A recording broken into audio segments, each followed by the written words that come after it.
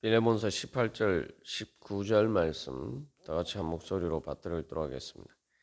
그가 만일 내게 불의를 하였거나 내게 빚진 것이 있으면 그것을 내 앞으로 계산하라. 나 바울이 친필로 쓰노니 내가 갚으려니와 네가 이외에 내 자신이 내게 빚진 것은 내가 말하지 아니하노라. 아멘. 우리가 진정한 화해와 화목을 위해서는 이 서로 간의 관계에서 이 빚진 것을 청산을 해야 됩니다. 다시 말하면은 죄의 빚, 죄로 인해서 이 손해를 끼친 것들에 대해서 이 청산을 해야 된다는 거죠. 그래서 그렇기 때문에 이 죄는 단순히 죄를 한번 짓는 것에서 끝나는 것이 아니라 죄는 항상 어, 그것에 대한 이 대가가 따른다는 거죠. 그래서 죄는 그런 식으로 어떤 사실 그 자체는 거짓이지만 그런 어떤 결과들을 통해서 죄의 그런 실체적으로 또 영향을 미칩니다. 그래서 이 죄는 냉혹한 현실적인 문제예요. 그래서 여기 우리가 18절, 19절 말씀에서 우리가 두 가지 이제 그 죄로 인한 결과의 문제를 제대로 인식해야 되는데 그 18절 말씀에서는 계산하라 이게 상업적 개념이죠. 그래서 이 죄의 문제는 말 그대로 돈을 계산하는 것처럼 그런 문제입니다. 그래서 죄를 그냥 내가 죄로 인한 여러 가지 결과들을 또 죄 문제들을 내가 이렇게 그냥 덮어두고 넘어갈 수 있는 게 아닙니다. 말 그대로 우리가 회개할 때는 이 죄 문제에 대해서 계산이 정확해야 돼요. 사람들이 이제 돈과 관련해서 이제 계산한다 이렇게 이야기하고 어, 그 계산이 정확해야 된다라는 거 이야기하는 것처럼 우리가 또 돈에 대해서 현실적으로 느끼는 것처럼 죄는 실제로 그런 문제라는 거죠. 그러한 것들에 대해서 분명히 인식이 되어야지 그게 진정한 회개가 된 것입니다. 그래서 상대방이 이제 그 용서를 하고 안 하고는 그 이제 그건 피해자의 문제고 이 가해자 입장이나 또 죄를 지은 입장에서는 그런 문제에 대해서 어, 계산이 정확해야 돼요. 어제가 우리가 나눈 것처럼 이 대부분 이렇게 죄를 짓는 경우에 놀부심보처럼 계산을 하죠.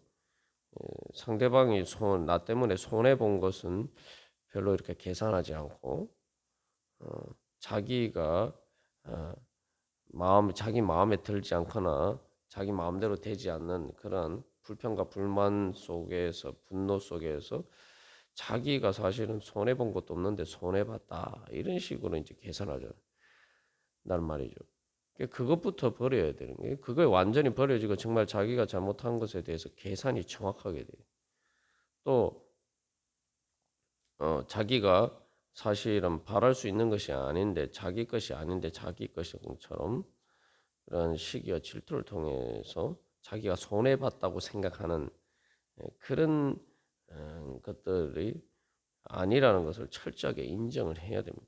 예를 들면은 뭐 환경 때문에 그렇고 누구 때문에 내가 이렇게 할 수밖에 없었다. 모든 사람이 똑같은 상황에서 똑같이 행동하는 건 아니죠. 그런 식으로 어떻게 보면 또 남이나 상황이나 환경 탓을 하는 것도 사실은 자기의 빚을 다른 사람에게 떠넘기는 겁니다. 그것은 그렇게 되면은 죄의 문제가 해결이 안 돼요. 그다음에 두 번째로 이제 19절에서는 내가 내가 갚겠다. 그 바울이 대신 갚겠다라고 했는데 이것은 이제 법적인 책임의 문제죠. 이게 이제 배상의 문제입니다. 그래서 우리가 잘못했을 때에 내가 고의로 한 것이 아닌 과실로 어떤 잘못을 해서 손해를 끼쳤을 때는 이제 보상을 하게 돼 있고 내가 고의로 어떤 잘못을 했을 때 이제 배상을 하게 돼 있어요. 그래서 이 법적인 책임 문제도 상당히 이게 현실적인 문제예요. 보통 사람들이 뭐 이런 법적인 책임의 문제에 직면하지 않는 경우들이 많습니다만 세상에서 우리가 살아가면서 가장 현실적으로 우리에게 가장 무섭게 경험할 수 있는 것이 바로 공권력입니다. 예를 들면 뭐 경찰에 체포가 된다거나 검찰에 의해서 기소를 당한다거나 재판에서 유죄 판결을 받아서 교도소에 수감된다거나 뭐 이런 문제들은 그냥 넘어갈 수 있는 문제가 아니. 그냥 어떤 한 개인하고 다툼으로 내가 어떤 위협을 받는 것과는 차원이 다른 문제입니다. 내가 벗어나길 수 없는 문제. 그게 이제 법적인 책임의 문제입니다. 그래서 이 법적인 책임의 문제에 대해서 예수님께서도 마태복음 5장 26절에서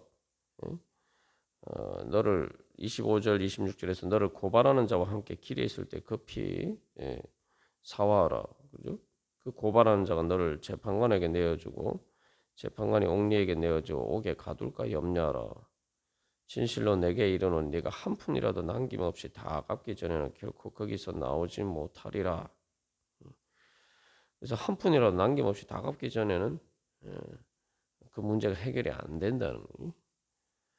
그래서 이 법적인 책임의 문제는 그래서 우리 그 예를 들면 또 빚을 졌을 때 그 빚을 갚지 못했을 때에 그 압류가 들어오고 이제 그렇게 집행이 들어올 때 뭐 우리 흔히 말하는 이제 빨간 딱지라고 이야기하는 그러한 것들이 붙게 되었을 때 이게 뭐 단순히 개인 사이에서 내가 돈을 안 갚지 않았을 때 나타나는 문제와는 차원이 다른 이제 그런 문제들이 발생하죠.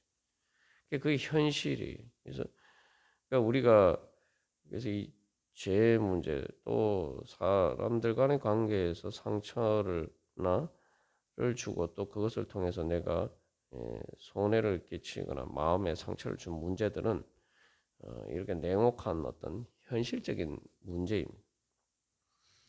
그래서 어떻게 보면은 빌레몬서 뭐 짧다 보면 짧을 수도 있지만 또 사도 바울이 오네시모를 위해서 빌레몬에게 그 사랑의 강구를 하면서 또 이렇게 앞에서 우리가 나눈 것처럼 그런 많은 이야기들을 한 것은 이런 문제들을 해결하는 것이 그렇게 쉽은 문제가 아니기 때문에 뭐 빌레몬이 오네시모를 그렇게 받아들이는 것도 쉬운 문제가 아니고 현실적으로 또 그렇기 때문에 또한 이런 문제에 대해서 제대로 인식하고 또 오네시모가 또 회개하는 자리에 서야 되는 그런 문제가 있습니다. 그래서 여기서 우리가 한 가지 이 죄의 문제를 해결하는 방식과 관련해서 이 바울이 이제 빌레몬과 오네시모 사이에서 중재를 하는 이런 과정들을 통해서 이 두 가지를 분명히 다시 한번 깨달아 알아야 됩니다. 첫 번째는 죄는 속죄가 돼야 된다는 거죠. 그래서 죄의 문제가 해결되기 위해서는 첫 번째로 이 정의의 문제가 해결이 돼야 돼요. 정의의 문제라는 건 잘못된 것을 바로잡는 거죠. 정의라는 것은 원래 정당한 몫을 돌려주는 것인데 그런 죄는 잘못된 계산에 의해서 자기의 것이 아닌 것을 자기의 것으로 하고 또 다른 사람에게 또 이 손해를 끼친 것을 정당하게 다시 이렇게 조정을 해서 그 갚을 것은 갚고 또 대가를 치러야 될 것은 대가를 치러야 된단 말이죠. 그래서 여기서 우리가 한 가지 기억해야 할 것은 하나님 나라가 이루어지기 위해서는 기본적으로 이 정의의 문제가 해결이 돼야 돼요.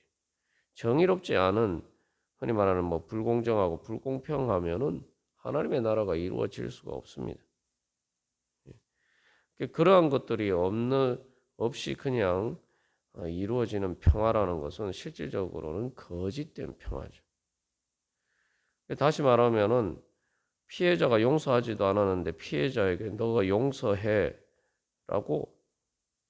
그렇게 강요하면은 그것은 이제 억울한 일이 발생하는 거죠.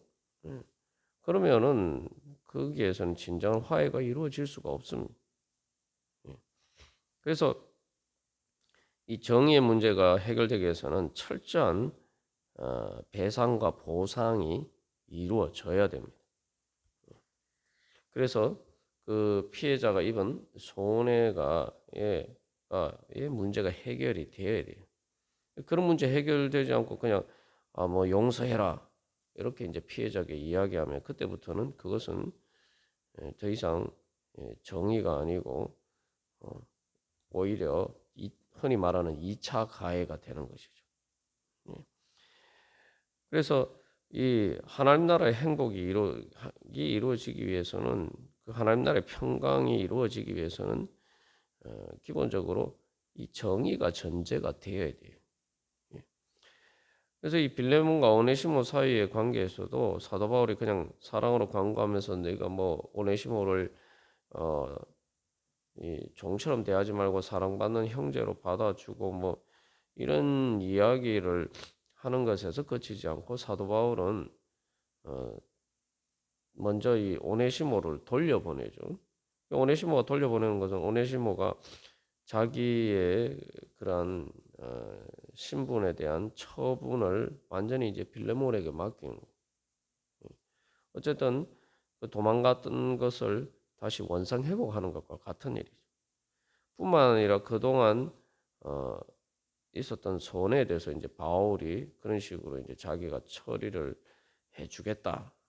응? 만약에 이제 빌레몬이 원하면은 그런 식으로 해서 이제 그 오네시모와 빌레몬 사이에 있는 그런 모든 문제들을 이렇게 깨끗이 이제 청산을 함으로써 기본적으로 의의 관계를 회복하는 거죠. 그래야지 이게 두 사람 사이에서 진정한 화해와 화목이 이루어질 수 있다는 것입니다. 그리고 두 번째로는 또 여기에서 이렇게 정의가 이루어져야 된다라고 하지만 우리가 어제도 나눈 것처럼 종이 그렇게 할 수 있는 능력이 사실은 없죠. 예. 그래서 이 죄에 대해서 누가 책임을 져야 되는데 이 가해자가 자기가 책임을 지려고 한다고 해서 책임을 또 다 질 수 있는 게 아닙니다. 어, 때로는 자기 목숨을 내놔도 그 책임을 질 수 없는 경우들이 있어요. 그래서 이제 에, 여기서 이제 또 문제는 그런 정의를 세우려고 할 때에 어, 그 죄인이 가해자가 그 모든 것을 자기 책임을 질 수 없는 그런 경우들이 많죠. 그래서 어쨌든 간에 그런데 중요한 것은 정의가 이루어지기 위해서는 거기에 대해서 누군가 책임을 져야 돼요. 응? 예. 그래서 여기서 이제 바로 이제 속죄를 위해서 바울이 이제 대신 그런 문제가 있으면 책임을 지겠다라고 이야기합니다. 그래서 이걸 이제 전가라고 하는데 그 오네시모의 빚을 바울이 떠맡는 거죠. 그래서 여기서 이제 사도 바울이 계산하라 18절에서 내 앞으로 계산하라. 보통 이제 계산한다면은 뭔가 이렇게 따지는 것으로 이제 우리가 그럴 때 보통 이제 사용하는데 여기서 사도 바울에게 있어서는 이 계산은 따지는 게 아니라 오히려 이해타산적인 어떤 자기의 이기적인 욕심을 위한 것이 아니라 희생적인 이타적인 오네시모를 위해서 또 빌레몬을 위해서 이야기하는 거죠. 이게 바로 이제 십자가 대속의 사랑입니다. 우리가 이제 하나님 앞에서 우리가 죄와 사망의 종이기 때문에 우리가 가진 게 없어요. 가진 것이 없기 때문에 우리가 책임을 지려고 해도 우리가 책임을 질 수 있는 능력도 없고 또 그런 거 아무것도 우리가 배상하거나 보상할 것이 아무것도 없다 이 말이죠. 그래서 이제 바울이 여기서 이제 자기가 대신 이 빚을 떠맡는데 여기서 이제 바울이 단순히 그냥 말로만 갇힌 중에서 낳은 아들이라고 이야기하지 않고 진짜 이제 바울은 이 오네시모를 자기 아들처럼 생각하는 거죠. 그래서 뭐 요즘 그 촉법 소년이라고 해서 법의 처벌을 받지 않는 그런 어, 나이가 됐을 때 여러 가지 잘못을 했을 때에 범죄를 저질렀을 때 이제 처벌을 받지 않아서 뭐 억울하다, 뭐 불공평하다, 뭐 이런 이야기가 많이 나옵니다만 사실은 형사적인 책임을 면제받는 것뿐이지 민사적으로는 그러니까 손해배상을 부모가 다 해야 돼요. 그 피해자가 그 아직 나이가 어려서 뭐 형사적으로 처벌을 안 받는다고 해서 처벌이 면제되는 게 아닙니다. 사람들이 이제 그런 부분들만 자꾸 생각하니까 불공평하다 생각하는데 그 피해 입은 것에 대해서 이제 민사적으로 이제 재판을 걸면은 그 모든 손해에서 위자료나 모든 손해에 대해서 그 부모가 다 배상을 해줘야 돼요. 법적으로 이제 그렇게 돼 있는데 여기서도 이제 바울이 실제로 그래서 이 아버지의 역할로서 말 그대로 아들이 잘못한 것에 대해서 내가 대신 갚겠다. 이제 이런 식으로 이야기를 하는 거죠. 그래서 이 바울은 말 그대로 이 오네시모의 후견인이 된 것입니다. 그래서 단순히 이 빌레몬 저기 오네시모가 그래서 죄와 사망의 종에서 해방되고 영원한 하나님의 자녀가 되는 것을 통해서 그에게 영생의 은혜를 끼칠 뿐만 아니라 바로 그 오네시모가 실제로 뭐 빌레몬과의 관계에서 진 그런 빚까지 이제 책임을 지는 말 그대로 이제 후견인의 그런 자리에 있는 거죠. 그래서 여기서 이제 사도 바울의 계산을 보면은 이게 이제 우리가 나눈 그 죄인이 그 죄를 짓고 제대로 회개하지 않는 그런 뻔뻔한 사람들의 그 놀부의 계산법과는 정반대죠. 그 놀부의 계산이란 건 자기가 잘못한 것은 잘못한 자기의 빚으로 계산하지 않고 실제로 자기가 받지 않아도 자기가 받을 수 없는 자기 것이 아닌데도 자기가 받아야 될 것처럼 자기 손해로 계산하는 게 이제 문제인데 바울은 정반대란 말이죠. 자기가 갚아야 될 빚이 아닌데 예? 자기가 갚아야 될 빚인 것처럼 그렇게 계산하는 거죠. 예. 이게 바로 이제 단순히 회개를 하고 또 어떤 자기의 죄에 대해서 책임을 지는 것을 넘어서 다른 사람들의 죄에 대해서 책임을 지고 또 말 그대로 그 자기 자신처럼 사랑하는 것이 무엇인지를 보여줍니다. 그래서 이게 사실 이제 부모가 하는 일이죠. 부모가 자식에 대해서 하는 부모와 자녀와의 관계에서도 사실은 이제 부모는 실질적으로 그런 일을 합니다. 그게 이제 놀부의 계산법과는 전혀 다른 거죠. 그래서 우리가 탕자에 비유해서 맏아들의 그 계산법과 아버지의 계산이 그래서 다른 거예요. 그러니까 이게 완전히 정반대의 생각 계산을 하고 있기 때문에 맏아들은 아버지에 대해서 분노하고 그런 거죠. 이게 이제 바로 이제 바울의 계산법인데 이게 이제 사랑의 계산이죠. 그래서 여기 계산하라. 그런데 사랑의 계산이. 그래서 오네시모가 갚을 수 없는 것에 대해서 바울이 대신 갚아주고 또한 여기서 우리가 한 가지 더 생각해 볼 것은 사실 여기서 제일 어려운 상황에 있는 사람은 누굽니까? 바울이에요. 오네시모도 아니고 빌레몬도 아니고 바울입니다. 바울은 지금 감옥에 갇혀 있는 사람이에요.